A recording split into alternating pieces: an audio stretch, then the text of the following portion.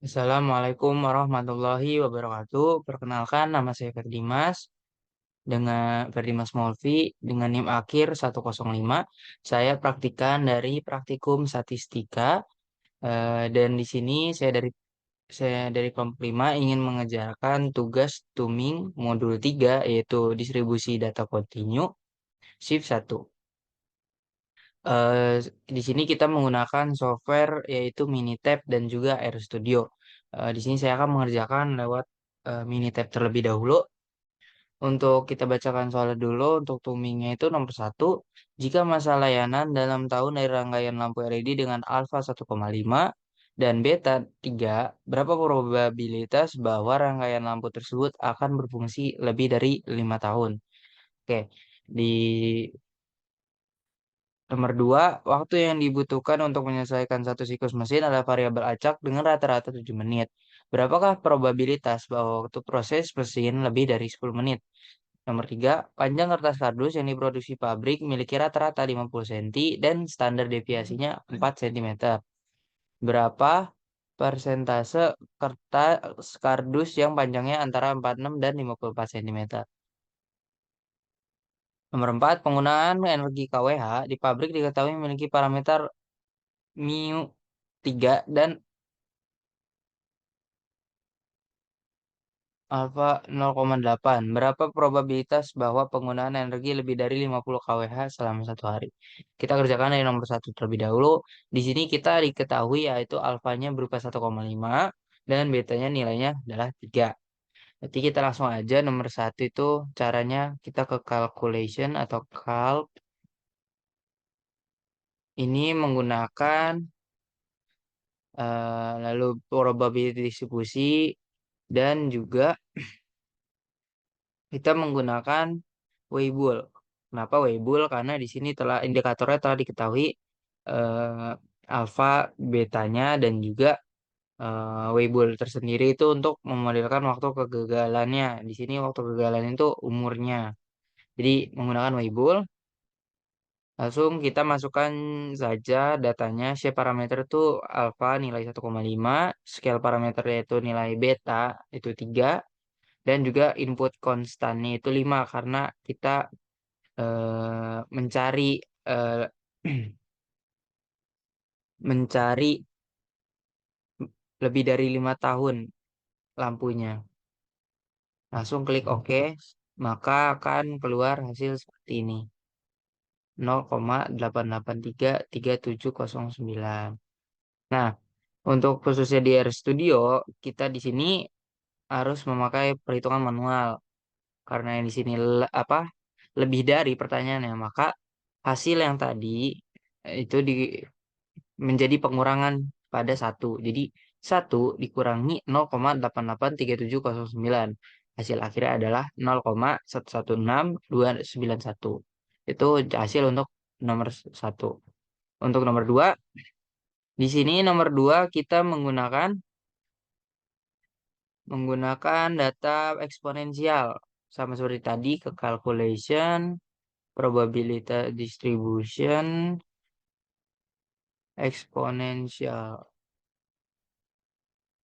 Eksponensial. Ya, ini seperti yang kita ketahui tadi juga untuk di nomor 2 ini ya telah diketahui variabel acak dengan rata-rata 7 itu sebagai scale-nya. Kita tulis masukkan angkanya 7 dan input konstannya itu adalah 10 karena kita mencari bahwa berapa proses mesin yang lebih dari 10 menit.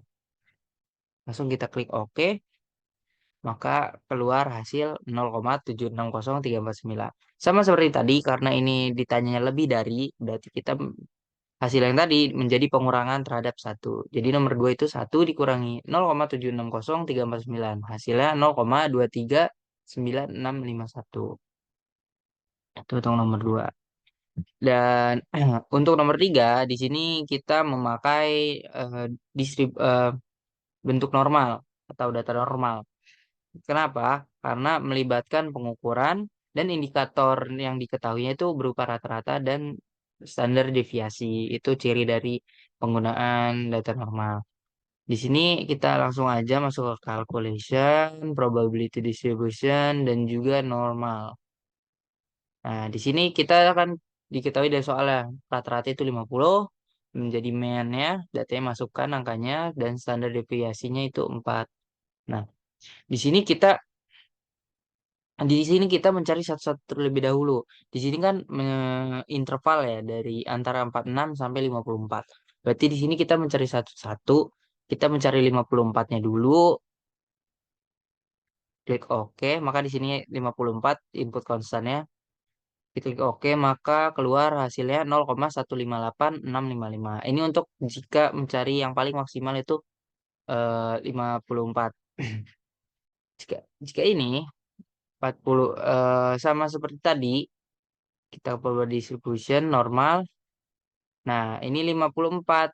Kalau yang tadi 45. 46, sorry. Ini 46 tadi normal. Oke. Ini gantian menjadi 54.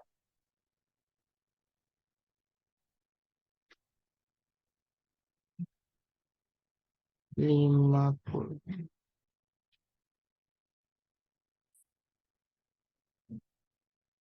Oke. Maka didapat hasilnya jika yang 46 itu 0,158,655, jika 54 itu 0,81345. Nah, dari sini kita mengetahui bahwa nomor 3 ini memiliki dua jawaban. Nah, kita langsungkan aja di notepad ini.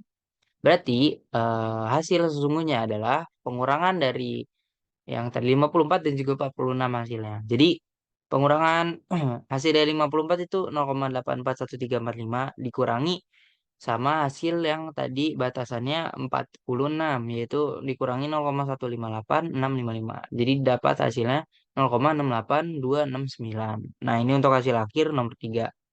Untuk nomor 4 selanjutnya kita menggunakan data distribusi log normal. Kenapa? Karena di sini eh, diketahui bahwa di soal itu log normal ini nggak mungkin negatif, dan juga beberapa indikatornya itu berupa mu dan alfanya itu sudah diketahui. Kita langsung masukkan saja distribution log normal. Oke. Di sini kan sudah diketahui ya untuk mu-nya itu 3, maka location-nya 3, scale-nya itu 0,8, sudah diketahui di soal. Input konstannya itu kita masukkan 50 karena yang dicari penggunaan energi lebih dari 50. Ingat sekali lagi, jika lebih maka nanti dikurangi menjadi pengurangan terhadap satu. Ini tinggal langsung oke aja. Didapat hasilnya 0,872863. Di sini juga karena tadi lebih dari, maka 1 dikurangi 0,872863 hasilnya 0,127137.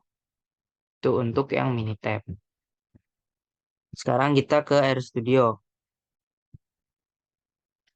Untuk R Studio tadi pada nomor 1 itu menggunakan parameter distribusi Weibull.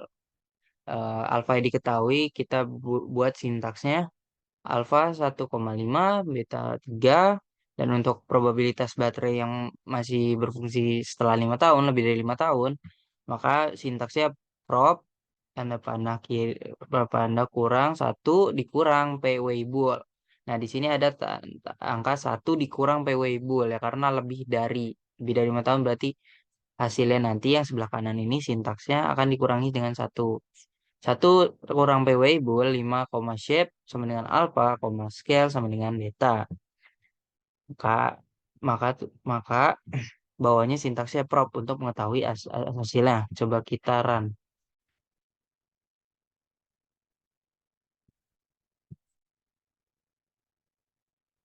Maka dapat itu hasilnya 0,1162913. Di sini tidak usah dikurangi lagi seperti tadi karena sini kita sudah memasukkan sintaksnya 1 dikurang PW bull. Untuk nomor 2 itu menggunakan parameter distribusi eksponensial tentunya. Untuk lambdanya udah diketahui itu senilai 0,142857 itu dari 1/7, 1 dibagi 7 ya. Untuk waktu batasnya itu ada 10, tadi kita di soal. Nah, di sini ditanyakan lebih dari 10 menitnya berapa. Maka menggunakan sintaks peluang lebih dari 10 menit, tanda panah kurang satu dikurangi PXP waktu batas, koma rate sama dengan lambda. Nah, di sini kenapa ada tanda satu ya karena tadi soalnya menanyakan berapa kalau lebih dari, maka satu dikurang PXP-nya. Maka jika di running jadi seperti ini. 0,2396514. Tentu saja sama dengan hasil yang tadi ada di Notepad.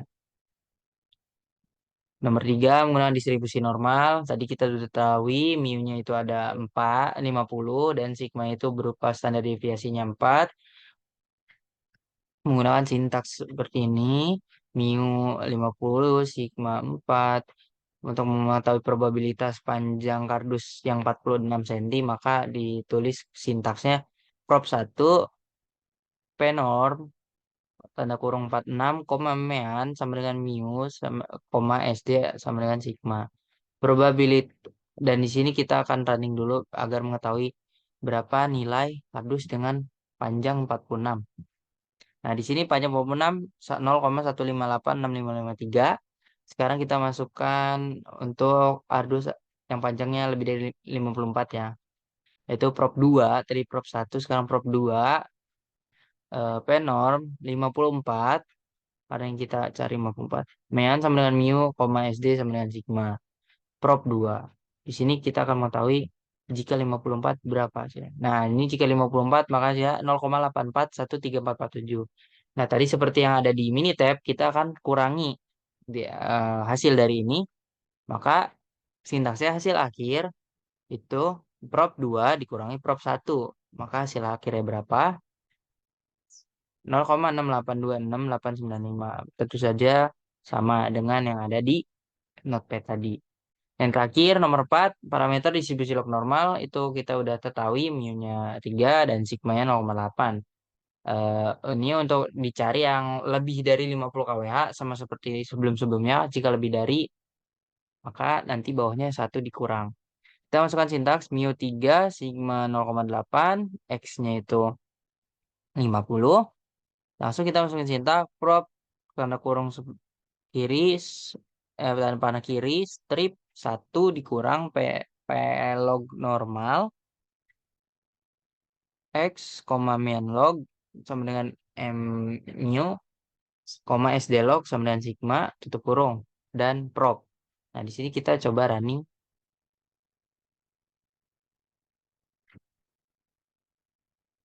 Maka didapat hasil akhirnya 0,1271375. Sama seperti yang ada di Notepad. Sekian tubing dari saya. Mohon maaf jika ada salah-salah kata. Wassalamualaikum warahmatullahi wabarakatuh.